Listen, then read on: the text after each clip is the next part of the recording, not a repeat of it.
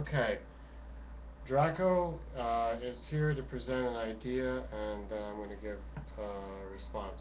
And I don't know what it is. It's something about ego and egotism.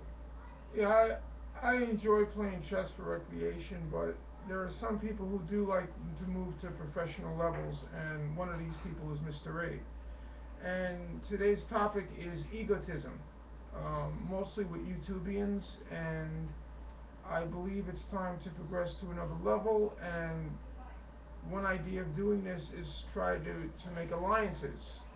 The old adage, the enemy of my enemy is my friend, where people learn to unite for a common ground. Something we've been trying to do, how long, Mr. E? Since 1992? Well, I've been trying to get harmony on this planet since the beginning of time. Oh, well, that's a little more robust than I would have think. It's just what it is. I'm that part of the universe. Oh, are you sure you're not Dracula? You Draco, or you go back pretty far? Wait, Transylvania? Was that where he's from? Um, Used to love those A movies. lot of myth with that. A lot of myth. Yeah. Well, anyway, the idea is to get I like Count Chocula. Count Chocula. Yeah, when we were all kids once. That desire for sugar, something sweet. People don't know what's normal anymore after something like that. We're gonna give people something sweet in this video because we're gonna give people the idea of making a more connectedness. So what about the people? Getting people with alliances, you said, and Well, we came up with a concept when working. I used to work outside landscaping, and the concept when I was working grounds department at Marist was TQM, Total Quality Management, where when you're finished with your job, you work and help other people and assist them with their jobs. It's not a question of. So what does it have to do with egotism and playing competitive It games? gets people to understand another person's perspective and point of view. I was inspired by a person, I think her name was Patriot Nurse. She was talking about possibly the day after. I'd rather do it the day before, to tell you the truth. And the day before basically is using a concept which was talking about resistance, flexibility, uh, and trusting. It's very important to The trust. day before looks a little bit like what she looks like doing the video. Just people sitting around talking, and when they're not doing the video, they're getting some supplies together. The day before is going to be just like that. Well, 1 = 0 = infinity. It's like a zero-sum game concept where the Russians in the movie the day after said, we have a ceasefire. Well, that's what you do before you do something. It's a mathematical equivalent on the social plane. So. Well, in that particular movie from 1983, the plot was weak because they left you completely in the dark about how the war started, and all they did was show you the Midwest, centering on Lawrence, Kansas, outside of Kansas City, and you really didn't get to see the rest of the world or understand much about the conflict. But the key thing, near the middle of the movie, one of the characters said, does it really matter who started it or whose fault it is or anything? We have to deal with the day after. It's just about survival. It really. So, I mean, was that the reason why they left us in the dark? Because ultimately we don't need that information? Do we need that information now to prevent it? In the case that if we haven't done the work to prevent anything the day before, if the major catastrophe hits the day after, we shift into new gear because it doesn't matter who did it or what. We are all in it now. Yeah, so um, YouTube is a great concept. I believe its intellect, though, is stagnating. Are we still on the same subject? Yeah, we were just using reference material to understand how to defeat that old world concept of what the paradigm believes is conflict resolution. The compost is taken out. Go out the door into the porch and put it on the left, on the shelf. Put it right on the shelf. Nothing can get at it. No, nothing can get it on that shelf. And I'll take it out when the chickens are awake. Yeah. Sorry, can you repeat the last sentence? The old world paradigm of conflict resolution needs to be, adjusted slightly. And I believe that people can do this just by using my old concept that can be restated. You agree to disagree. I stated that, but somebody seemed to have used that in the 90s. Like a lot of my old concept of power and wisdom that the Clintons mysteriously got a hold of and used them, but they were my concepts, and obviously no one has figured out how to use them properly. It's almost like playing with the Holy Grail. You kind of wonder what happened to that thing. But anyway, you're only as strong as your weakest link. That concept to me is very basic in my understanding.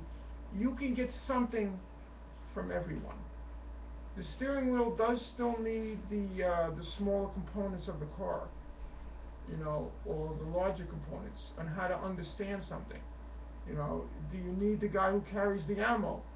Isn't he just as important as the person who carries the machine gun? I want to talk about something more tangible, because you're jumping around, and I don't hear anything about egotism. Well, yet. those are reference materials building the argument. Egotism today is where we see YouTubians just me. That concept we've never gotten away from, where people just want to, display the best videos with sound systems or their flashy ideas from what they've learned or from what they're inspired, and they just can't wait to tell people what's already been told, which is great, but now people need to transpose that old world chess concept where you go from one concept to the next. Okay, all right. I gotta conclude here with this, because you're talking about egotism. I've said many times before, let's just make it clear. YouTube was about the selfishness of the you. And we have the necessary audacity to think that we can do like an entire TV channel ourselves in our own home style. And whatever camera you use, wherever you film it, like look where we're doing it now, here, and we're just talking, and I've been doing this for years, so you can continually do it and keep your show running. Look, I don't even have a makeup person, and I come here disheveled and drunk, but do I look like Anderson Cooper to you? Well, but hold on. I understand what you're getting at is that why don't we go any further? But if we did, all we would do is end up creating something that looks a little bit like TV, because you would get a bunch of people that would fit together in some sort of configuration, and instead of just doing themselves, small scale, personal stuff, they would get together, form these things, these networks, and all of a sudden, because of that, they need corporate sponsorship, and all of a sudden they start changing because someone on the outside who's not the subject is going to control it, and so on and so forth. So you have the bad side of it, because when somebody just like myself or anybody, we get on here and just start talking about things unilaterally, and the professionals complain about it, because it's like, who's that? How can they talk about a subject? They didn't write about it. They don't have a writer. They don't have a producer. They don't have a professional camera. So they look at it, and the reason why the original battle was against all the big YouTube egos was because the egos of the established media, especially TV and radio, hated the idea that there's a new area where totally voiceless people could suddenly gain a voice and express all the way up to their biggest Egotism. YouTube. No one will ever cooperate here. And if we want it, keep trying for it, the only thing we're going to end up with is going to look like TV on the internet.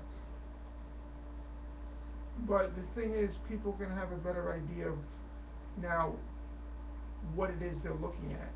I've always been taught that in order to feel for the other side, you have to be the other side. You just can't intellectualize things. Okay, then I am Anderson Cooper. Welcome to CNN. Yeah, that's exactly right. You hit the nail right on the head. That's why I'm doing that. But it's just like a creative twist. It's not like real. People aren't actually going to believe that, so I don't put a lot of effort into it. I don't try to look like him. But the question is valid. You know, that's been my theme when I do news.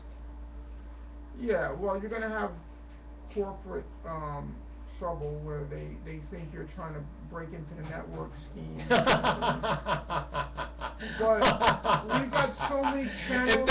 If they ever come over and seriously get intimidated by me, it shows how weak and useless and laughable they are. They can't ever show that they be threatened by me. They can never admit to that. Of course we know they're completely threatened by me. Anderson Cooper will not even admit that he knows that I've been talking about him. If he admits it and stoops to that level, they're lowering themselves lower than where I am. And I don't even have funding. I have an excuse to be low. What is their excuse to be low? Because they can't get ratings?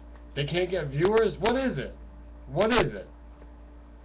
Well, see, they're not going to admit that there's anything. As soon as you admit that and they come out, I mean, look what's happening. Rachel Maddow spends all of her time worrying about conspiracy theorists, Ron Paul, Alex Jones, who's the other one? I think she talks about Glenn Beck. In any case, it doesn't matter. I know about the first two. And who is Rachel Maddow to talk about it? But just the patsy, shill, fake, corporate employee, figurehead, talking head that is worried that they are no longer, what's the word? elite. What's the word? No, better than elite. They're no longer Chauvinistic? No, like elite, like useful now, like pertinent. They're no longer Justified? almost. They're no longer Clarified? almost. No, that's not quite it. They're no longer Meaningful? almost, but losing meaning. It's beyond. It's past. Meaningless? It's used up. It's tired. It's stale. Dwarfed? No longer. Dwarfed? No. Mutated. No longer. They're no longer. You know, when they get stale, they expire. They're void? Almost. But you would say they're no longer void. They are void. I'm saying they're no longer. They're expired. I already said that, but that's not the word. If you know what the word is, it's the $10 million question. We're going to give you $64,000 for it. If you could put a comment here and say the word that I'm looking for, because it's a particular very good word that is a cliche. Thanks for listening.